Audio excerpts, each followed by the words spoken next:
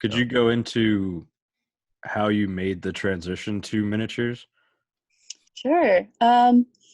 So I was living in Oakland and I was doing a lot more large scale work. I was kind of stuck in a body of work actually, and trying to figure out, like, how do I move on? Do I keep making the same thing over and over again? Like, I know there's more I could tell with this story, but is this really quite like what I want to be doing? Is this what I want making, or am I just making it because I'm scared to branch out or make something new? Mm.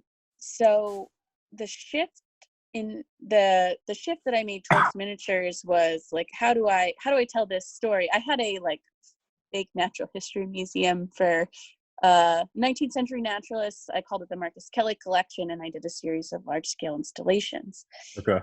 And I was trying to figure out, well, how can I make something different with this? And how can I tell this story differently? And so I started making shadow boxes and miniatures just to tell like different parts of this story that I was building.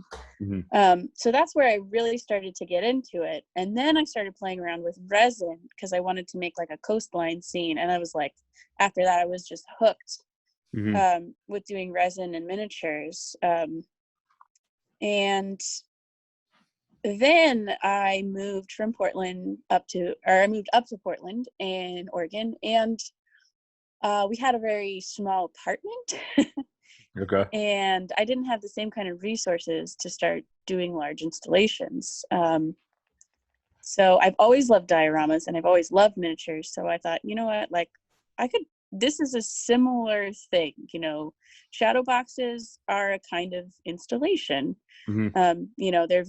They just draw you right in and you kind of go through this portal. I love the idea of the portal in installation art, where you enter into a new space, you stop thinking about whatever's going on, and you just experience the thing that's in front of you.